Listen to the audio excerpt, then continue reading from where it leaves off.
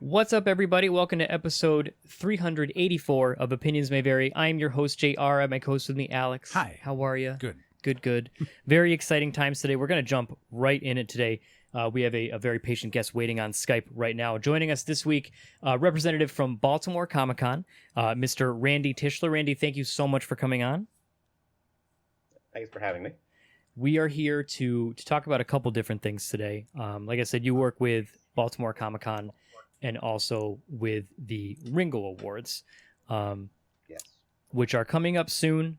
This is going to be the third Ringo Awards. Is that correct? That is correct. Excellent. Now, I kind of want to, before we get into actually talking about the awards themselves, can we get kind of a history on where the Ringo Awards came from and what they mean? Absolutely.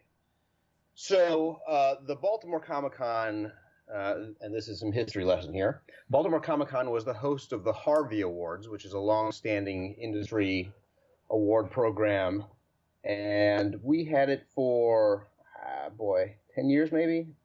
I'm not sure exactly what it was, but it had bounced around to a couple of different shows and just hadn't been finding its correct home. And through whatever whims of fate occurred, the Baltimore Comic Con ended up with this award program, part of our continued growth. And when Mark Nathan, the show promoter, mentioned it to me, I was familiar with the Harvey Awards, but it wasn't really something that I paid a whole lot of attention to. Kind of didn't give it a second thought, and eventually I got roped into helping out with it. And we did a lot in terms of bringing that award program into the 20th century, really, 21st century. Mm-hmm. It was pretty antiquated in terms of how their balloting was done, how their outreach was done, and was not really built for the internet age. Right. So we made a lot of changes. We dramatically increased participation, and we added aspects to the Harveys, et cetera, and so forth.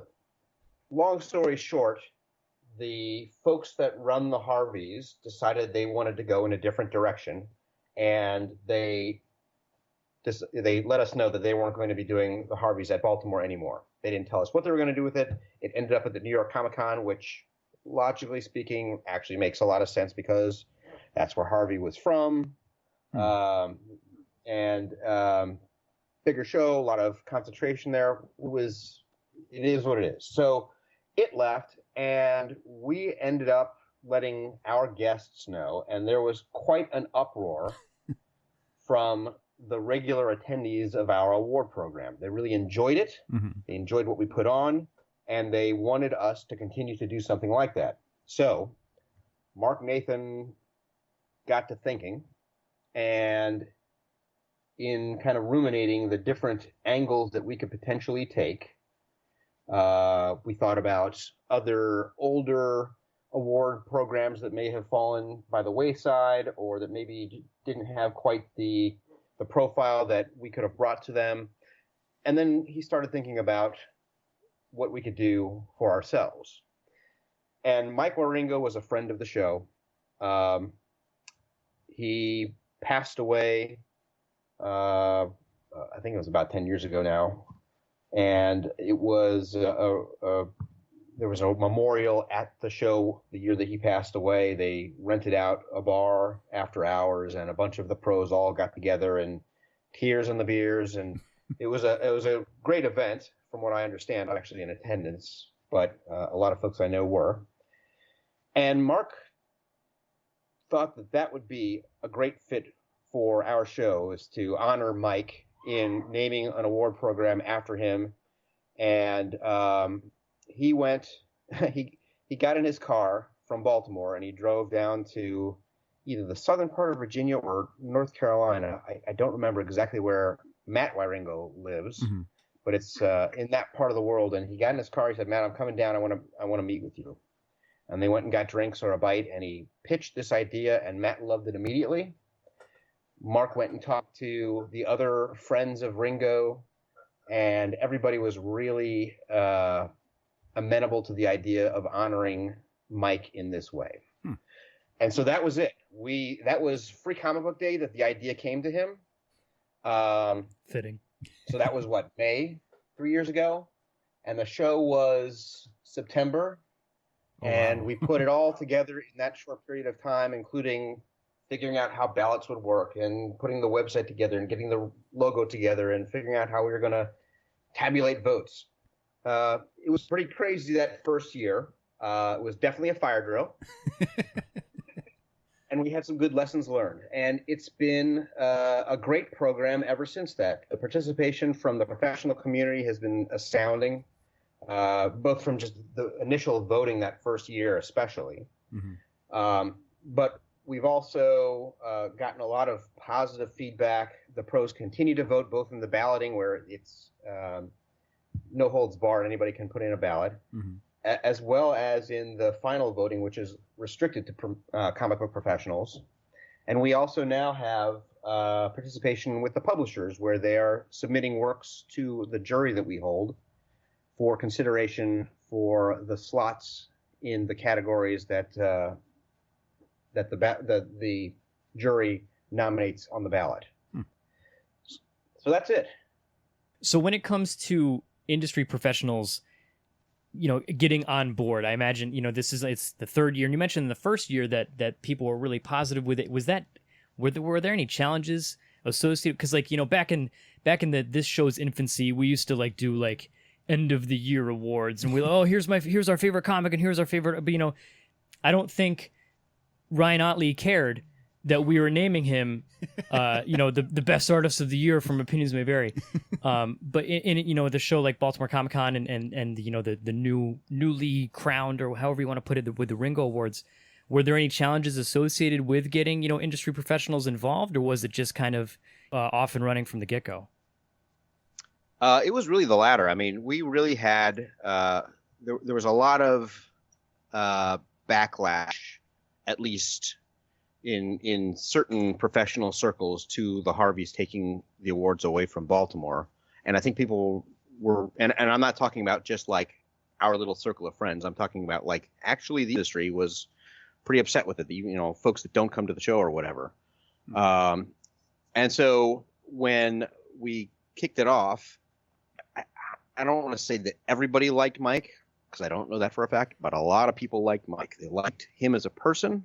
He was just a gentle, super nice guy, liked chatting on the phone, and generous with his time and opinions and whatnot. And he had a great artistic style. It was definitely his own thing, and lots of energy to the kind of the action scenes that he created. And people just liked him as an artist and as a person. And we really didn't have challenges from that perspective. I mean, the challenges that we had were really all administrative in nature, and we were also kind of shooting in the dark in terms of, hey, are these categories the right things to have? Right. It's, we kind of took where we started with the Harveys, or where we ended with the Harveys, I should say, and we made some course corrections based on what we thought was a better idea. And we have had, so from year one to year two, we did make some corrections based on our own findings and feedback we got from the industry. But that was really it. I mean, it's really been, for as much work as it is to put on and put together, it's been, as these things go, it's been a pleasure. I really like looking at the jury that you have, the variety, because you've had shop owners, you've had editors of work, you've got people that work in distribution, there's journalists, there's professors that work in teaching, illustration, whatnot. So is that one of the ideas from the outset? Is we could just get a bunch of artists, or we could get people who work across the entire line of the industry. Yeah, absolutely. Great astute observation. That is very much on purpose. And we did have that discussion, right? It kind of started out with, what does this look like? Is this friends of Mike? Because, that's kind of an obvious direction we could go. and we decided that while we did want to incorporate that as much as we reasonably could, and I'll talk about that more in a little bit, we really thought to legitimize the jury, it should be a cross-section of the industry. Mm-hmm. And it should also have good representation in general. We get a lot of feedback from the show in general about representation. Hey, we want more females. We want more people that are non-white males, as guests. Mm-hmm. And we try and be cognizant of that as we are thinking about who we're going to invite to the show or who asks us to come to the show, that we're going to say, yes, we'll give you some space or whatever. Mm-hmm. So we have had women, we've had men, we've had blacks, we've had whites, we've had Hispanics, we've had gays, we've had straights, we've had it's kind of all over the spectrum in terms of demographics. We have a couple of creators every year. We have representation from Diamond every year, or at least to date. We have representation from the retailer community every year. We have representation from the comics press every year. That's been our pattern to date. We have talked about maybe swapping one of those out from year to year with somebody from the library community, comics friendly on the library side. Right. Or possibly the booksellers or book distributors or whatever. I mean, there's other kind of aspects of the industry that we are cognizant of and we're thinking about, and eventually we'll probably get around to asking them to participate as well. Mm-hmm. We have 5 slots a year for the jury, and then every year there are perennial jurors, which are these are the friends of Mike, which is his brother Mike Wieringo. Mm-hmm. Todd Dezago, Craig Russo, and Mark Waid. And they get a vote every year really for the Mike Wieringo Spirit Award, mm-hmm. which is a unique category that the public does not get to vote on. And it's really it's a work that Mike would have liked working on. He would have appreciated it, that kind of a thing. There's no specific guideline outside of that. And the jury gets to vote on it as well. We give them some guidance as to kind of what that spirit of Mike would be, and then they're off and running. And we've had some great nominees in the category, and the winners have been great as well. So always fun to see how that comes out every year. Wow. I like where we're at, and I don't know if my questions are going to deviate away from it. But I guess right? I'm too nervous to pivot. Because when I first contacted you was a couple months ago. It's when nominations were still coming in. We didn't have time to get an episode up like before nominations were done. So you said to give me some time, and so here we are. But I was wondering, when the public starts, nominating, or other creators can nominate, how often do you come across stuff where it's like, I've never heard of this, or, well, this is obvious? Because a lot of things, a lot of what I see is like webcomics come up, and absolutely. I believe I briefly viewed a YouTube video of I think it was last year's or maybe 2017's ceremony, and like one of the speakers was saying, yeah, there's like 50 million subscribers to this webcomic like database kind of thing of like all this collection. It's like, that is an insane audience that is kind of untapped for representation. Right. And so it's like, well, how do you wade through that to find the best ones? So it's neat seeing them represented here. Yes. So back to my question, like, how often do you come across things where you go, I don't know what this is, and I work in the industry. How did I miss this? Right. Yeah, no, good question. And I got to tell you guys, that first year, we were not familiar with the webcomic industry outside of what our little circle of friends was already doing just for themselves or whatever on their own websites and whatnot. Line Webtoon is humongous. If you've never poked around that site, that's worth at least taking a look, because number one, it's definitely a global phenomenon. Number two, they went, well, so when they came to America to kind of introduce themselves to creators, they really went and recruited some great talent. So there's definitely names on there that you would recognize, and maybe works you wouldn't, but names you would. And their fan base is absurd. I mean, those numbers that you were just mentioning are real for some of the web comics that are out there. They have millions of readers. They dwarf the print comic. Well, I don't know what the print comic readership ends up looking like with all of the digital distribution these days, right? Yeah. It's a different animal these days. So I don't think you can look at retailer store sales and say that's the final number, because it's not. Yeah. But that said, their readership completely comes out to represent. Every year we see titles that we're like, I don't know what that is. I've never heard of this person. And their creators tend to work under aliases as well. Right. So, the first year we had Snail Lords. I'd never heard of Snail Lords. I didn't know what a Snail Lord was. Snail Lords actually happens to be a young lady that lives in the metropolitan DC area, and we had her up as a guest in Baltimore that first year. She didn't end up winning, but she has a huge readership. All the winners in the fan categories have fantastic readerships, and it's not, from my personal reading habits, it's not the kind of stuff that I would have traditionally gravitated to when I was a frequent, constant reader. I was a Marvel zombie myself. I'm much more exposed these days with the Ringos and whatnot. But I've gone back and I've read a number of the titles, and they're really very readable. It's a different format, takes getting used to. The style is not sort of the traditional DC Marvel style that you maybe tend to encounter at the comic book store, but it's very readable, and I've enjoyed the serialization of it. I do follow a couple of the titles now that were winners in the past, or at least that have had winners in some of the categories. It's worth checking out.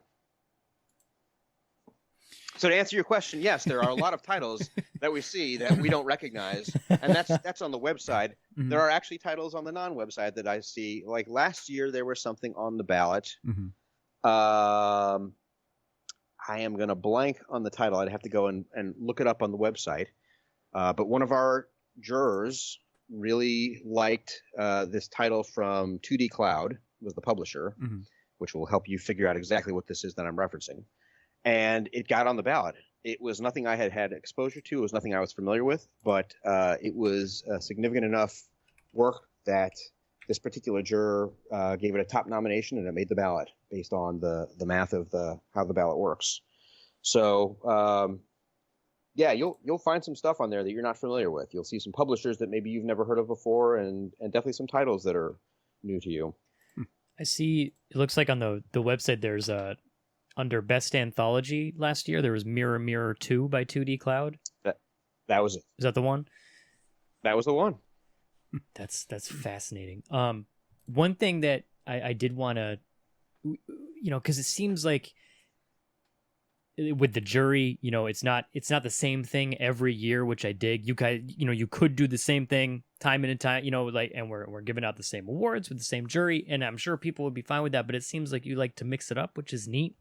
Do you ever see the categories of the Ringos expanding into like other mediums, or is it strictly going to stay like, would there ever be like movies, actors, podcasts, like would you, I'm not trying to get an award here, do you ever see expansion like that, or is it mainly it takes place at Baltimore Comic Con, it is comics, Mike was a comic artist, a comic creator, is it just going to stay in that medium? Yeah, I would not expect to see, it will definitely not have the best movie adaptation of a comic like the Harveys have moved towards. Our show is definitely about comics. You'll notice that our media guests, when we have them, have direct comic ties, whether that's an adaptation of their movie work or their movie is an adaptation of a comic. These are all things that we stay cognizant of when we're doing these things. It's a very aware choice on our part. We get a lot of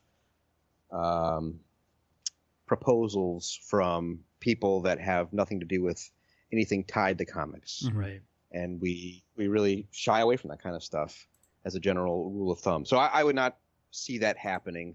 It's not perhaps out of the realm of possibility that one day we could have a comics coverage in media or press. Mhm. I don't know that we would go in that direction, but that at least would be within the realm of possibility. Right. Right. And I will add to that, though, that we have made conscious choices to not add categories just to add categories. One of the pieces of feedback we got from the industry in general was that the Harvey Awards, when we had them, Mhm. and the Eisner Awards, which is the big award in the industry, they are too long. They are excruciatingly long, and people enjoyed the first hour or hour and a half, and then it just was too much. It's not that the content doesn't have validity. It's just too much content at one time in one sitting. And so we have made a conscious choice to pare down a couple of categories that we had been considering before. We did add a few after the first year, like I mentioned earlier, but again, it was very cognizant the way we did it in terms of how does this impact the evening? We want to get our guests in and out of the awards as quickly as is reasonably possible so they can get to the bars and socializing and networking and having a good time. Not that the awards isn't a great time, but we don't want it to be a slog and an unnecessary exercise in time wasting for them. We want them to enjoy it and then get on with their lives. I'm chuckling because I'm thinking of like which artists went to the awards dinner and like are just in their head going, I have to finish 3 commissions tomorrow. I have to get back to my room and finish drawing these magnetos or whatever. But that's a thing that I forget. I don't think about it. To me, like I sit at home and sometimes I go to a con here and there and then it's like, oh, they got the award.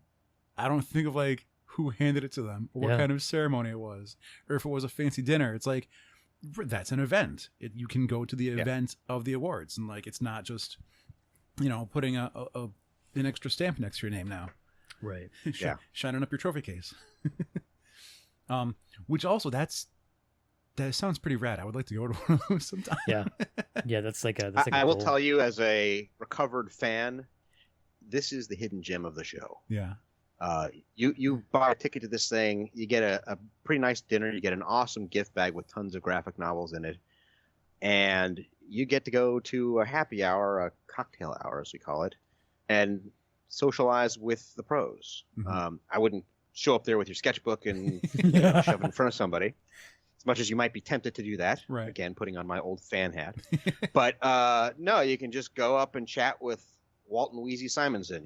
Hey, how was your day at the show? What are you working on now? And just have a conversation. It's really pretty cool. And then the dinner itself, you're seated with some folks from the industry, whether that's somebody you're specifically kind of in awe of sitting next to, or if it's somebody that's in the industry and you're getting introduced to them. You may not have seen their work before or whatever, but we do try and kind of distribute the room so that there's a mix of people at most tables, and there are a limited number of tickets we do sell for the Ringos every year to the public, and it's a great night. It's actually a lot of fun.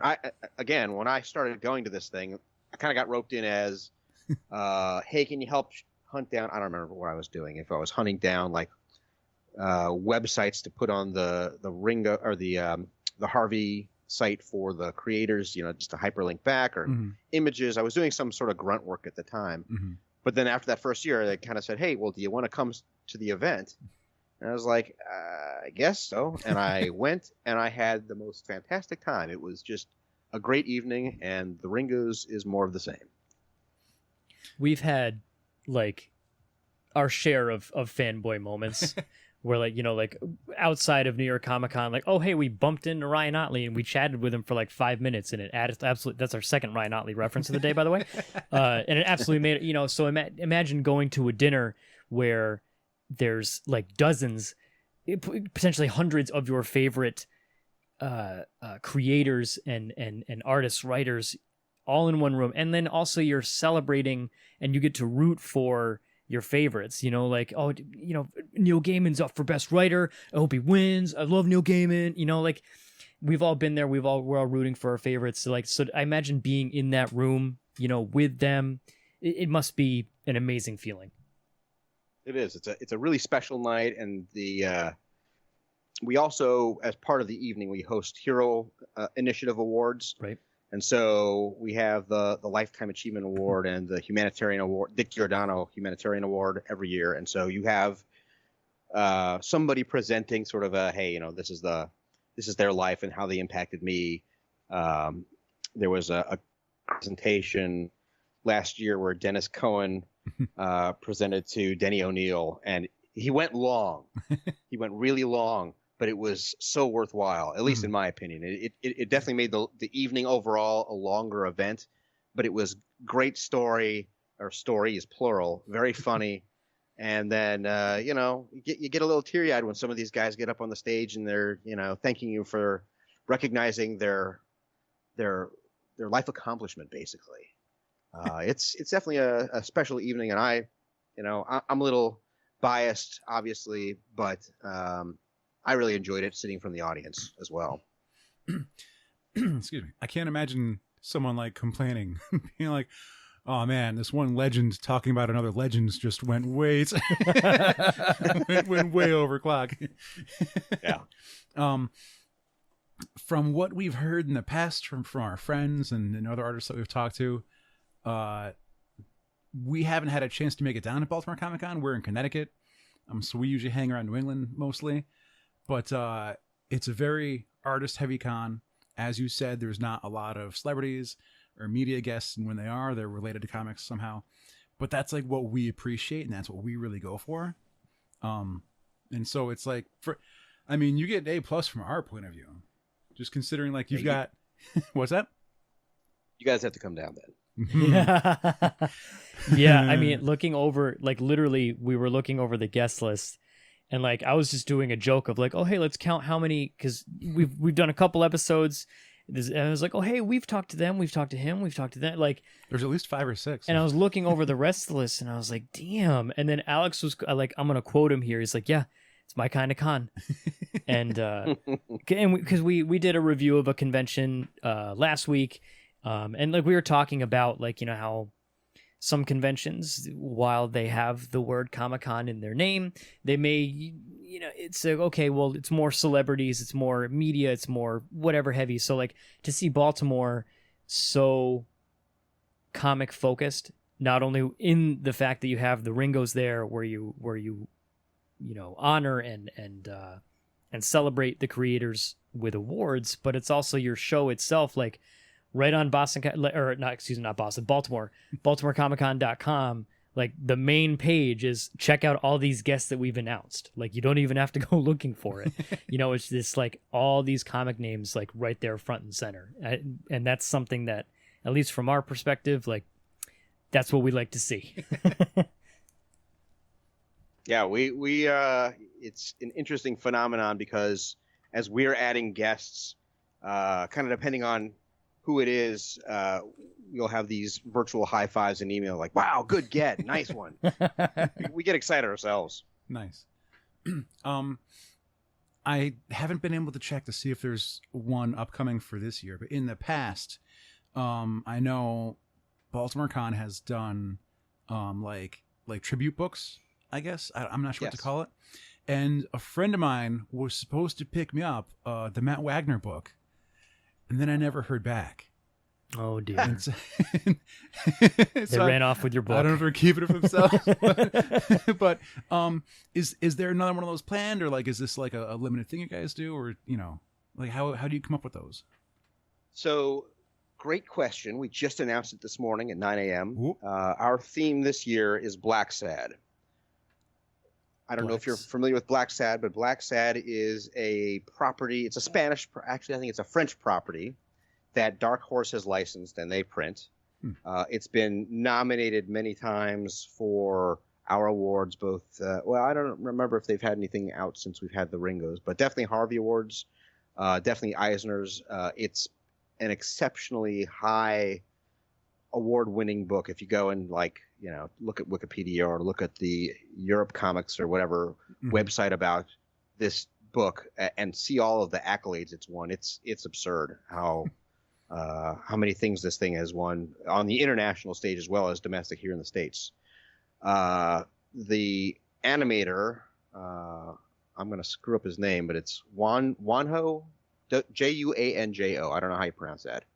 Guarnido. He's a guest this year. He's coming over, and he is an ex-Disney animator when Disney had an animation shop over in Paris.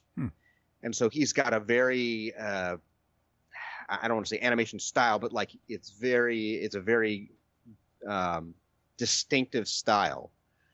And the feedback from the artists this year, when we kind of went to them and said, hey, this is the theme and let us know if you want to do this. We had so many people came back and they were just excited to do this. And they were absolutely, I'm so busy, but I'm absolutely going to get this done because I love that character. I was talking to Greg Hildebrandt's wife and agent, and she was completely unaware of who Black Sad was. And she was emailing me and we were having problems connecting. And finally we were talking on the phone and I kind of explained to her who it was. And she went to Greg and she's like, oh, there's this Black Sad character. And he's like, I know exactly who that is. I have the books. I would love to do that. So we got a great Greg Hildebrandt piece of art that was in today's PR, and you should definitely check it out. It's going to be a stunning book, and the art auction this year for the pieces is going to be absurd. There's so much. The artists are really kind of pulling out the stops from what I've seen to date, and it's there's going to be some great pieces. Looking at as you were saying, look it up on Wikipedia. I literally just pulled up the Wikipedia here. It looks like just Eisner's alone, it was nominated for 3 in 2004, and then it won 2 of them in 2013. So it sounds like not only is it good, but it's good. It has longevity, and it's consistently good. So that's fantastic. Now, one thing I kind of glazed over in the beginning here, and I apologize. Randy. What do you do? I called you a representative, but what's your position at Baltimore Comic Con? What do you do at that show? That's a good question. A little bit of everything. It's a hard one to answer, honestly. I really do. I wear a lot of hats. I am behind a whole lot of the Ringo stuff, but I'm definitely by no means the only guy doing it. We have another staff member right now who's tallying the nomination ballots. God bless his heart. That's a role that I don't relish, and I appreciate his doing that. But so I do a lot of the stuff, certainly the outreach, and I do the tallying for the final ballots and communicate with the folks that print up the awards as well. So a lot of stuff with the Ringos. I do press representation. I do guest relations. This year I'm doing a lot of the driving on the yearbook.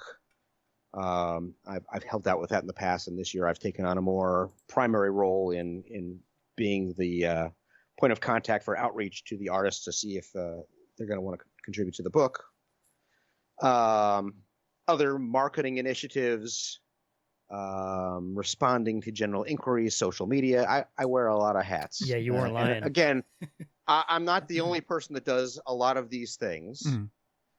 I have help, but I do a lot of stuff. With oh, go ahead. So let's say, I imagine it's changed year to year, but what's a broad number? Like, how many nominations do you get per year for the Ringos?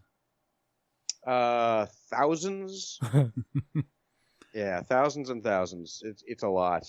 I don't know the number right off the top of my head, but it is definitely in the thousands, and it has been incremental every year. I think we had an additional, I don't know, the first year we had like, well, I'm going to blank on this exactly what the numbers were, but I would say it was just shy of a 50% increment from year 1 to year 2, wow. Which makes sense because we had a pretty small window of opportunity for the nomination ballot that first year. Plus, we were new; nobody knew what we were. Second year participation was a big bump, and then this year, definitely not as big of a jump, but still a jump upward. And our international participation I think there were additional 22 countries that participated this year over last year. Huh. So a lot of exposure. I can't even imagine that Excel spreadsheet. Nope. however Nope. they might get tallied. That's impressive. That's very cool. The nominations have not been announced yet. We're currently, it's about the end of July. Nominees, get announced August 21st. I am like anxiously awaiting now, especially now that we've been talking about it so much, to see, who's going to get like maybe first time nominees, recurring nominees, looking at past winners, past 2 years. The best writer has been dominated by Tom King. Like no one has won the Ringo for best writer other than Tom King. So I'm super, I want to see, because Tom King's obviously been writing. We have no idea if he's going to be nominated again. Is he going to take that three-peat? Is an up and comer going to unseat the champ? I'm already getting super competitive with this, even though no one's asking for it. But it's one of the, like, is there a lot of hype coming up to the nominees being announced? Like, how does that happen? How does that work? So, like I said, there's a lot of tallying going on right now, and I need to process the juror ballots as well.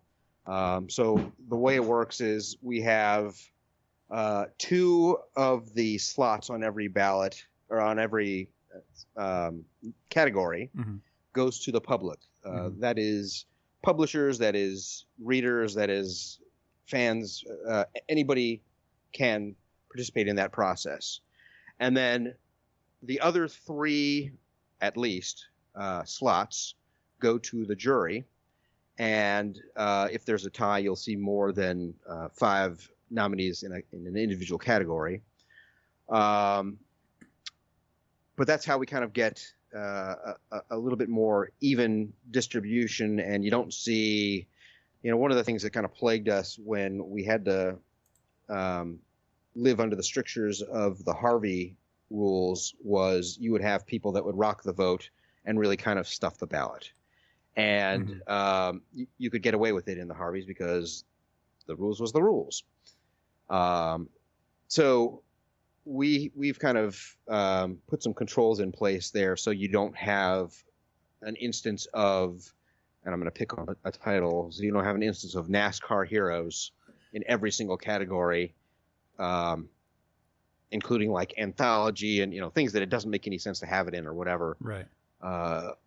It's a bad look. It's bad for the publishers. It's bad for the title. And now those guys kind of went whole hog and made sure that they got the nomination on the ballot, but now it's sort of the joke, right? It's the joke title that we use to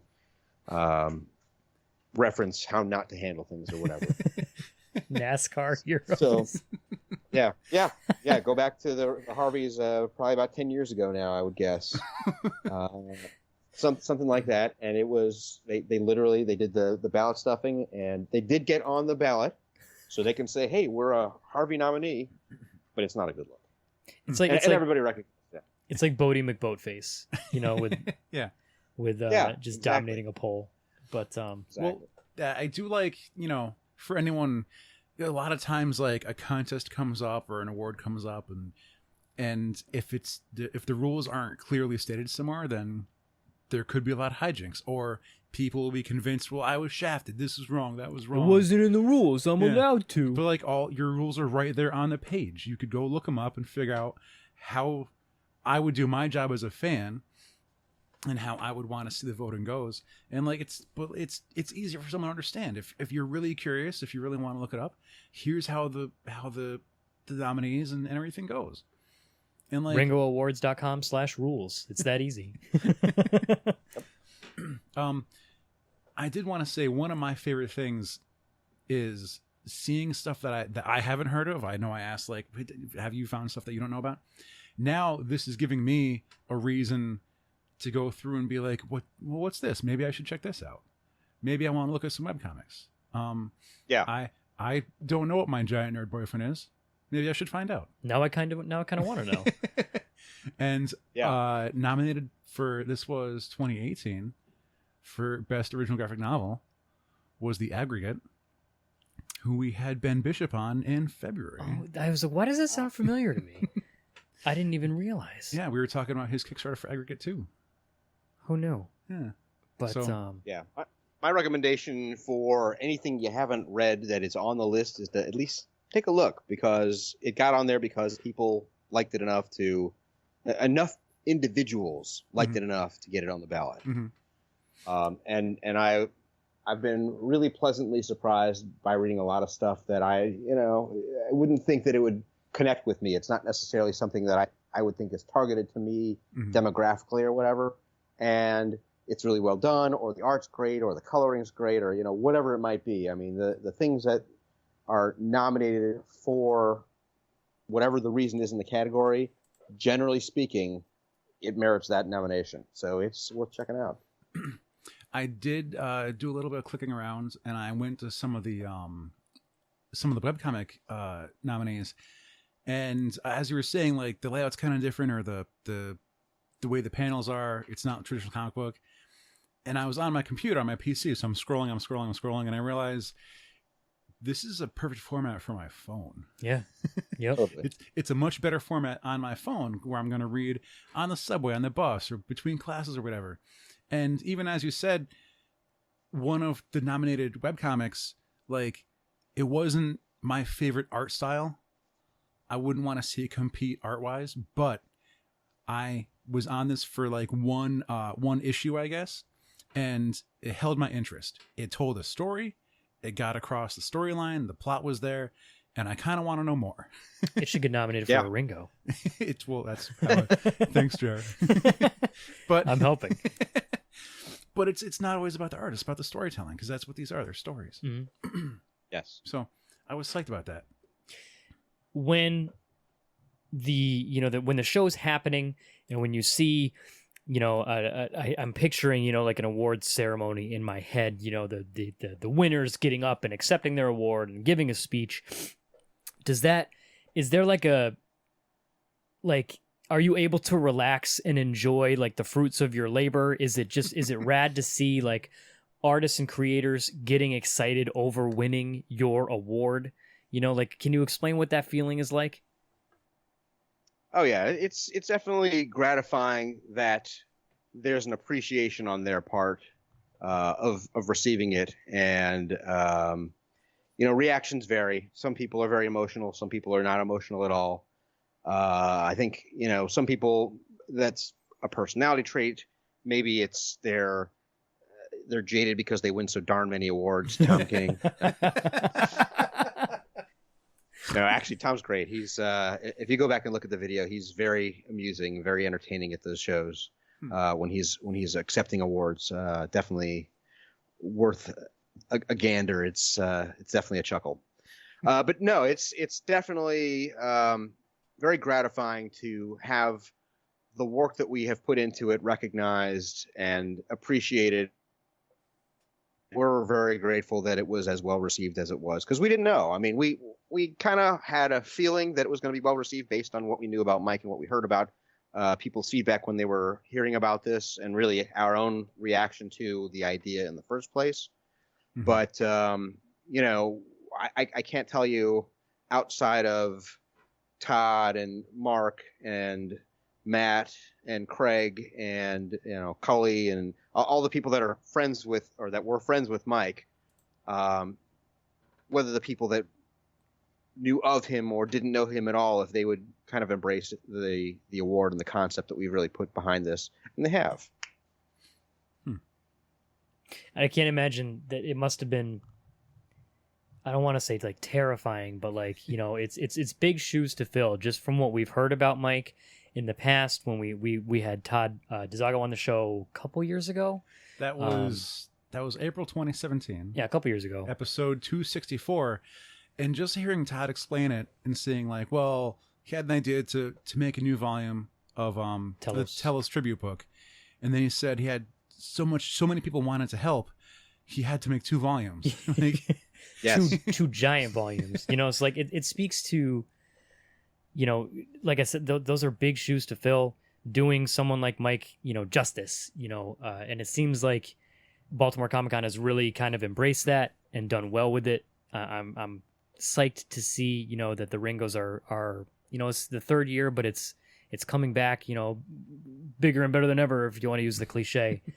But it's just it's rad, and it's like you mentioned earlier. It sounds like we really need to get down to Baltimore at some point. But Yes. With that said, you know, we do have a couple minutes left here. As far as Baltimore Comic Con goes, what can you expect at? It looks like we're about there's a handy counter right on the website. 84 days as of this recording. You know, what can fans expect? You know, going into Baltimore, is it a big show, like huge artist alley? What kind of show is this? So as we mentioned before, it's definitely a comics show. We have 200 some odd comics guests. We have an area called Kids Love Comics, which is dedicated to kid-friendly creators. And these are names that you'll have seen in the industry. Shannon Gallant, who does G.I. Joe, and Franco, who does all kinds of stuff. You know, I mean, and then there's other folks in there that are a little bit smaller press or self-published, but all kid-friendly. You have huge names in the room, and some of them have huge lines. We have Jim Lee this year, which is a special ticketed event kind of thing. And our Artists Alley, so we're a little bit different than a lot of the other big shows. A lot of them call Artists Alley what we just have as our guest area. We don't think of our guest area as Artists Alley.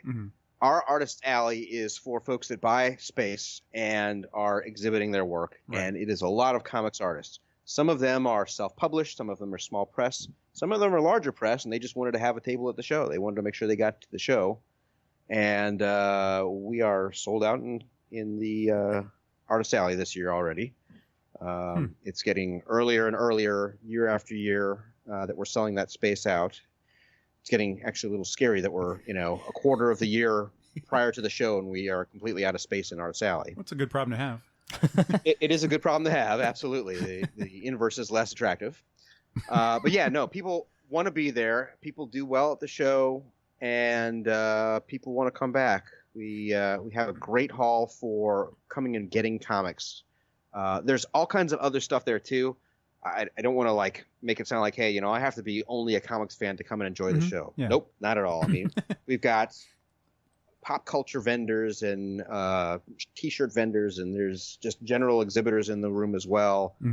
Some destination kinds of places sometimes exhibit as well. But there are a lot of opportunities to get some great comic books, whether that's something new that you've never seen before, or if you've been looking for a back issue, or you've been looking to get your book CGC rated or witnessed, if you're, you know, buying the Jim Lee ticket or whatever, and you want to have the Jim Lee signature witnessed by a CGC rep and then have it slabbed.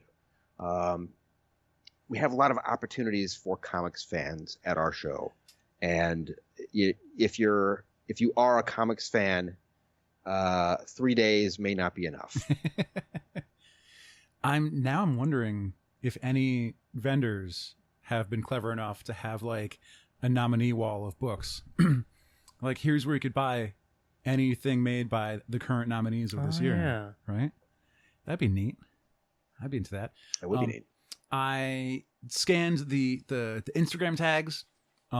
There's some pretty fire cosplays that I saw. Just gonna get into that. There's some good cosplays that I saw tagged for Baltimore Comic Con, and those were pretty impressive. So it's not like you have to show up with just your short box of comics. Like, you can go cosplay too. So that was pretty neat. It does look like there is a costume Absolutely. contest. Yeah. Yes. Yeah, we have a costume contest. We actually have two of them because we have one for kids and one for adults. Nice. And the pros category is sort of a separate thing the same day as the adult category. But we have cosplayers all weekend long. We have some fantastic cosplayers. I mean, we have a really good cosplay community, and we are continuing to grow that and do different things for them. I've been talking to some folks that are more cosplay focused, that have been fans and attendees for a long time, and, you know, really promote the show just because they they love the show and they want to try and do more. I know that they're going to be doing some cosplay programming again this year. So that's our programming. I mean, we talked about the cosplay as an aspect. We also have a vast amount of programming throughout the weekend, whether that's a panel featuring a spotlight on a guest or creator, or the celebrity guests have the ballroom upstairs, and so they have, usually it's a guest interviewer that talks to them for a little while, and then they answer questions from the audience, or however they decide they want to do it. But we have panels as well, whether that's growing up in the 70s with comics, or how to be a colorist, or watch Frank Cho draw and then you get to win his art at the end of the session or whatever. I mean, there's all kinds of interesting things. And if you're interested in the industry, if you're interested in a title, or if you're interested in a publisher, lots of opportunity for you to go and hear things, ask questions, interact with folks. It's a lot of fun. That is coming up again in just, as of right now, 84 days. That is in October 18th, 19th, and 20th. Looking here, the Ringos, those are on, the awards ceremony is on Saturday, October 19th. Now, to get into the ring, you had mentioned that is a ticketed event, correct? Correct. It's a full evening that includes the cocktail hour and a full crab cake dinner, as well as the Ringo Award gift bag, and then the evening itself. So you're definitely buying a whole evening's worth of entertainment. Excellent. That is that's coming up just a couple months. So if you're interested, you can make sure to check out that show. It is Baltimore. It's kind of close to us. So eventually we'll make it down there. But yeah, that sounds so rad. Do you ever see the Ringos as being something that would be like streamed online for people to watch with like the all the streaming nowadays, or is that something that you want to kind of keep close to home and have more exclusive? No, actually we do stream it on Facebook Live. Oh, look at that. Yeah. If you go to our Facebook page, you can watch last year's event from start to finish. We've actually got one of our press representatives, one of our media representatives, I should say, comes to the Ringos now and videotapes it and does production on it and releases it. So we've got a pretty nice quality when I'm not leaning forward and speaking into the microphone directly, which is not a good plan. But no, it's a very watchable presentation that he puts together. The quality is good. It's not just a camera that's herky jerky. You can watch that version too. That's, like I said, that is on the Facebook page, but I've also posted the link to the video that Eric Mace is his name. Eric posts for his media outlet that he really does on our behalf and gets to use part of what he puts out there. So yeah, you should check that out. Excellent. Again, Baltimore Comic Con, that is coming up October 18th, 19th, and 20th of this year, with the Ringos taking place on Saturday night, the 19th. So you can, if you're in the area, you can check that out in person if you buy a ticket, or you can check it out on Facebook. Follow the Ringos on social media, Facebook, Instagram. Because I forgot when I started following, but at one point I saw the countdown ticker going for like, it's time to get your nominees in. You got 6 days left and so on. So it's a good way to keep track of those. And like, if you have a favorite artist, book, webcomic, writer, all those things, like you know where to go put them. You can go root for them. Nominees are going to be announced on August 21st. Can't wait to see who we're going to be able to root for this year. Randy, thank you so much for coming on. This was it was so informative. That's the lamest adjective, but like it was great to learn about something that means so much to so many people, and a creator that obviously was such an influence, and to hear about how he's being honored and how his legacy is being carried on. It's just it's really rad what you and your people are doing down at Baltimore. So again, thank you so much for coming on. This is great. Thanks for having me. Thanks for the opportunity, guys. Absolutely. All right, that is going to do it for this week. So until next time, I have been JR. I'm Alex. And I'm Randy. And this has been episode 384 of Opinions May Vary.